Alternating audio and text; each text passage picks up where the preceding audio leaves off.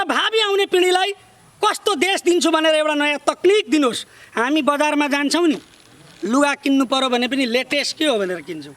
Electronics गुडका सामान किन्नु पर्यो भने लेटेस्ट के छ, कुन मोडलको छ भनेर हामीलाई भौतिक संसाधनहरू चाहिँ सुन्दर र लेटेस्ट चाहिने, देश विकास गर्ने तकनिक चाहिँ लेटेस्ट नचाहिने। लेटेस्ट टेक्नोलोजी के हो? हाम्रो नेपालको मौलिक विशेषता सहितको लेटेस्ट टेक्नोलोजी राजनीतिक दलहरूले पस्किने सुबुद्धि आओस्। कुनै राजनीतिक दलहरू कुनै दर्शन या विचारबाट अभिप्रेरित होलान्। मेरै दर्शन, मेरै राजनीति, मैले लिएको पार्टी मात्रै भरपूर्ण छ भन्ने कुरा मानसिकताबाट त्यागौँ।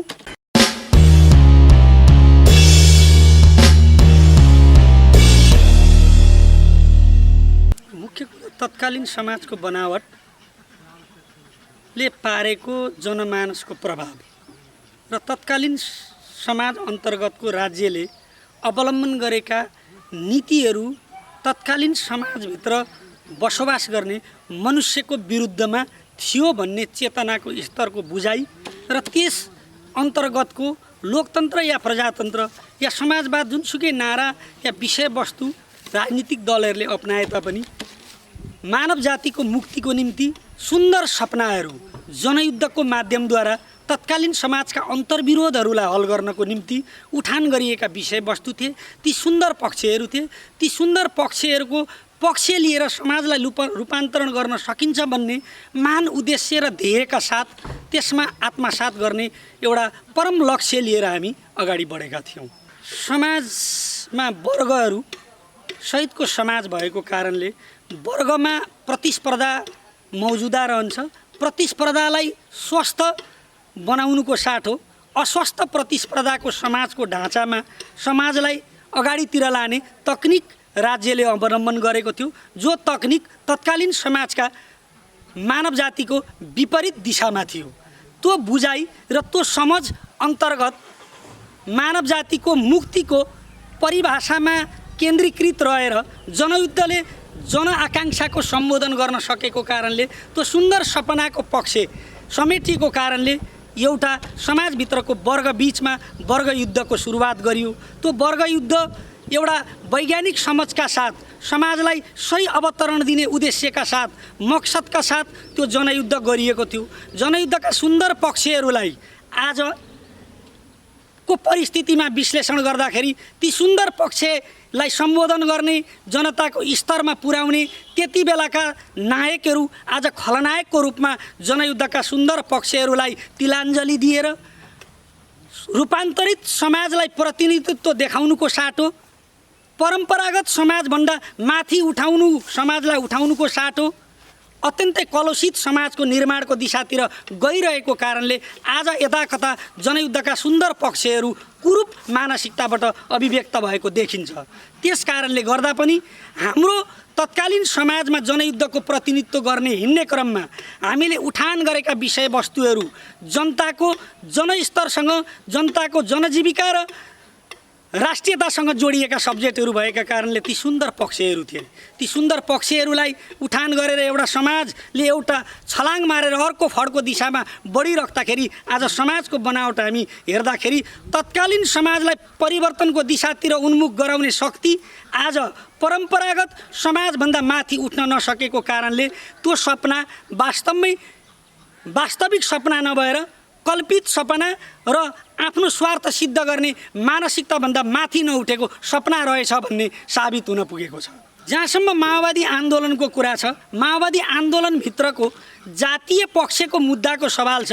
तत्कालीन समाजको बनावट जातिगत रूपमा बनेको समाजलाई जातिविहीन र जातिको विन्यास गर्ने विधि अन्तर्गत मार्क्सवादको मानवतावादी सिद्धान्तलाई नेपालको सापेक्षतामा लागू गर्दै नीति र सिद्धान्त र दर्शनको आधारमा उचाइ ग्रहण गर्दै दर्शनलाई एउटा लिपि र सूत्रमा कैद गर्नुको साटो जातीय आन्दोलनलाई हाम्रो नेपालको पूर्व ऐतिहासिक कालमा नेपाल निर्माण हुँदाखेरिको समय अवधिदेखि समाजको बनावट राज्यको विकासक्रम यावत विषयहरूको परम्परागत र शाश्वत नियमलाई आत्मसात गर्न नसक्नुको कारणले त्यो सुन्दर पक्ष आज कुरूप रूपमा परिणत भएको छ। एउटा पक्ष, अर्को पक्ष जाति बीचको अन्तर्विरोधलाई हल गर्नुको साटो जाति जाति बीचमा फाटो ल्याउने कुतर्कपूर्ण विषयवस्तुहरूलाई उठान गरेर जातिविहीन मानव समाजको अस्तित्वलाई जातिमा विभाजन गरेर समाजलाई हेर्ने या विश्लेषण गर्ने कुतर्कपूर्ण मनुष्यहरूको समझ एउटा, अर्को भरपूर ज्ञान भएका तर अज्ञानताको मूर्खताले भरिपूर्ण भएका मनुष्यहरूको राज्य सञ्चालन गर्ने विधि निर्माण गरेका शासक वर्गहरूको कुतर्कदेखि बाहेक के होइन भन्ने मलाई लाग्छ। पहिलो कुरा त आज माओवादी आन्दोलन विसर्जन भएको छ। यसको मतलब माओवादी आन्दोलन विसर्जन भौतिक रूपमा भए पनि दार्शनिक रूपमा र मानवतावादी मार्क्सवादको सिद्धान्तको रूपमा माओवादी आन्दोलन विश्वव्यापी रूपमा मानव मुक्तिको निम्ति उठान भइरहेको छ। त नेपालको हकमा माओवादी आन्दोलनले हिजो उठान गरेका विषयवस्तुहरू, जनताको बिचमा पसेका विषयहरूलाई बिस्कुन सर सुकाएर बिस्कुनको सम्पूर्ण तापमान पुगिसकेपछि बिस्कुनबाट निस्किने अन्नलाई एउटा तकनिक या मिसिनको सामुन्नु पुर्याउनुको साटो बिस्कुन सुकाएर बिस्कुनलाई लठीबद्ध छोडेर नेता या तत्कालीन नेतृत्वहरू पुरानै ढाँचा या शैलीमा गएर आज मार्क्सवादको उचित व्याख्या गर्न नसक्नुको कारणले गर्दाखेरि मानवतावादी सिद्धान्तमाथि एउटा आघात पुगेको छ एउटा कुरा।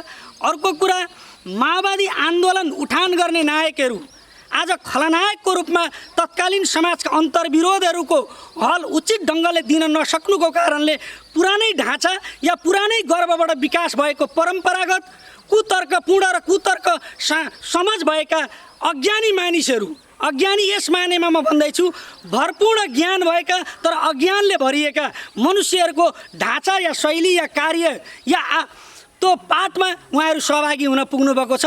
उहाँहरू वास्तवमै असलमा तत्कालीन समाजलाई सम्बोधन गर्ने विषयवस्तु र त्यसलाई रूपान्तरण गर्ने केन्द्रबिन्दुको रूपबाट भन्दा धेरै पर पटाक्षेप भइसक्नु भएको छ र उहाँहरू माओवादी आन्दोलनको मर्म, ऐतिहासिक जनयुद्धको मर्म र त्यसले उठान गरेका विषयवस्तुहरूलाई समाधान गर्नुको साटो त्यो विषयवस्तुलाई कुरूप बनाउँदै पुरानै ढाँचामा गएर पुरानो र नयाँ बीचको कनेक्टबाट फ्युजन गरेर नयाँ चिज आविष्कार गर्नुको साटो समाजभन्दा धेरै पछाडि उहाँहरू गइसक्नु भएको मेरो ठम्मै छ। अहिले मुख्य कुरा त माओवादी आन्दोलनमा लागिसकेपछि र माओवादी आन्दोलनले तत्कालीन बाँडेको सपना जो भौतिक रूपले पुरा गर्न सकेनन्, पुरा गर्न नसक्नुको कारणले असलमा समाजको रूपान्तरण, राज्यको रूपान्तरण र राष्ट्रको समृद्धिको दिशातिर लाने दूरदर्शी तकनिकलाई त्याग गरेर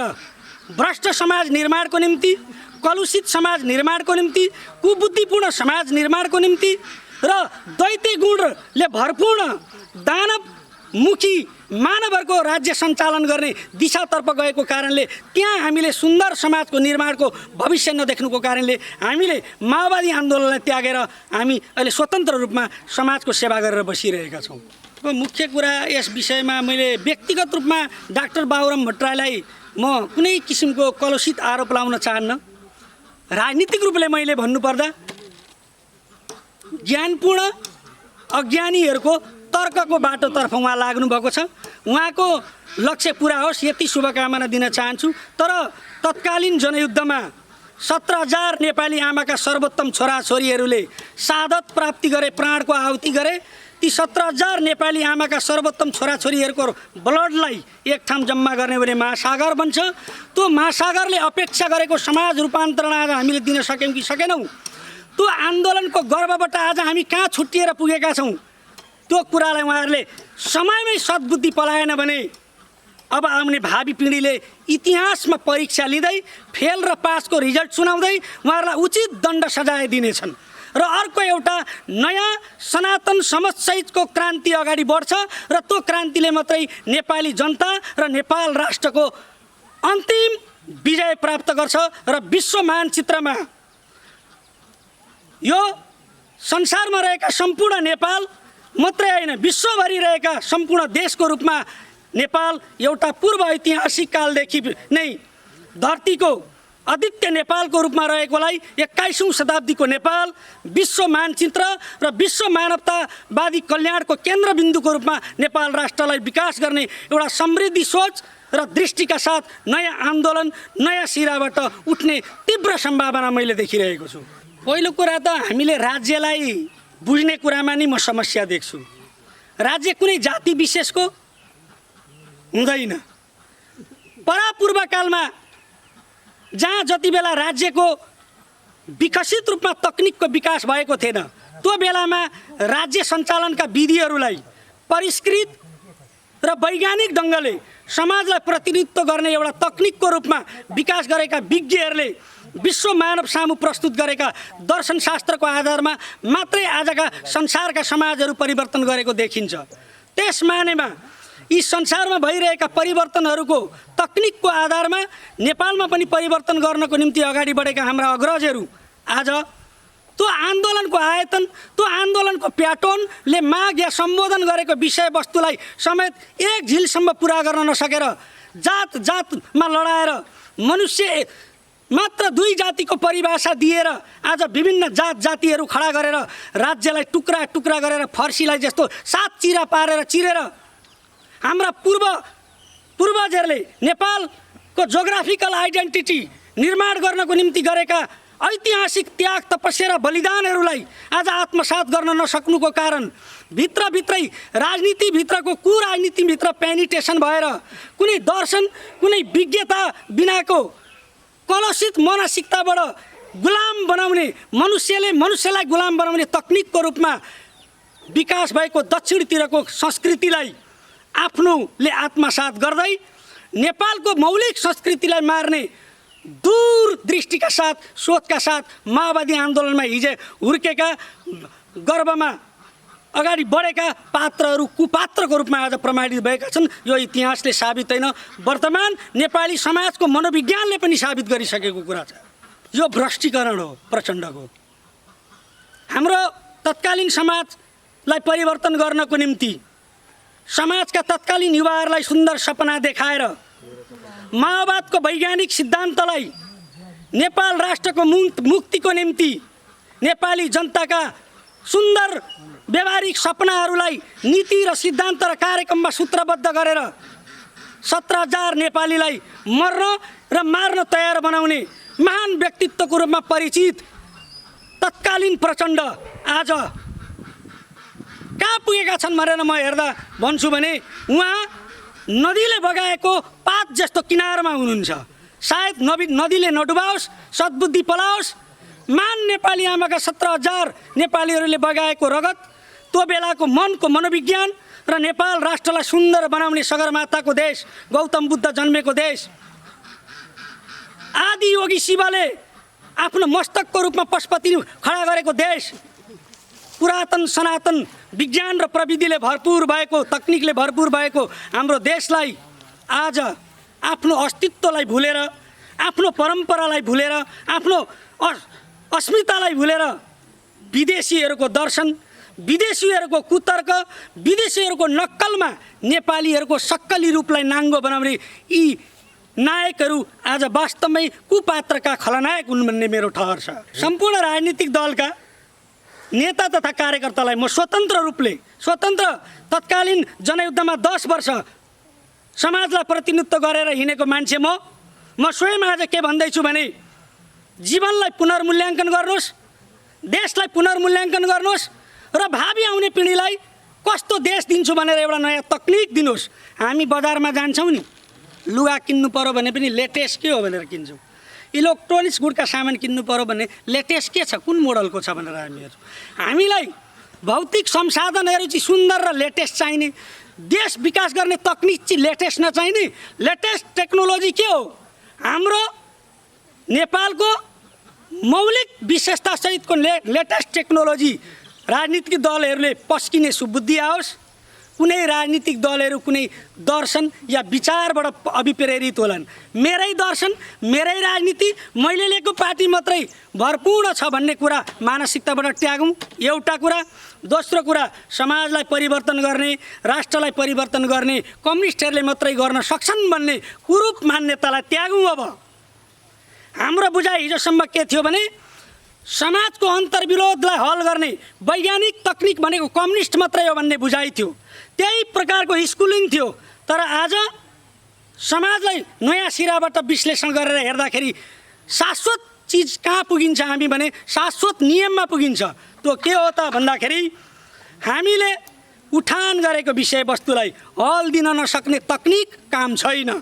हामीले उठान गरेका विषयवस्तुलाई हल गर्न सक्ने तकनिकका साथ लेटेस्ट टेक्नोलोजीका साथ नेपाललाई एउटा विश्व मानचित्रमा पूर्वजमा जस्तो इतिहास कायम थियो नयाँ इतिहास रच्दै नयाँ रचनाकारको रूपमा विश्वलाई एउटा आउटलुक दिने महान उद्देश्य र ध्येयका साथ मनमा एउटा सुन्दर पक्ष बनाएर भौतिक जगतमा पनि म मनमा बनेको सुन्दर सपना जस्तै तकनिक पस्कन सक्छु मानव जातिको लागि भनेर सद्बुद्धि पलाओस्। त्यो सद्बुद्धि पलाएन भने सनातन पूर्वीय दर्शनको आधारमा एउटा सुमानी यो हिन्दुस्तानी भूगोलमा चल्दैछ, चल्छ, चलाउनु पर्छ, समर्थन दिनुपर्छ। मेरो यति आग्रह छ। सभ्यता कुदरती रूपमा आउँदैछ। कुदरतले सृष्टि गरेको नियमलाई आत्मसात गर्नुपर्छ भन्ने पूर्वजहरूले बताइरहेका दर्शनहरू लोप भएका थिए। कोरोना भाइरसले परैबाट स्पर्श नगर्नुहोस्, परबाट 10 हमला जोड्नुहोस् भनेको मतलब हाम्रा 72,000 नाडी सक्रिय हुन्छन् 10 हमला जोडिँदा। 72,000 नाडी सक्रिय हुनु भनेको 114वटा चक्र हाम्रो शरीरमा छ। 114 चक्र हाम्रो शरीरमा किन छ भन्दाखेरि सौर्यमण्डलको बनावट 100 आकार र प्रकृतिमा छ।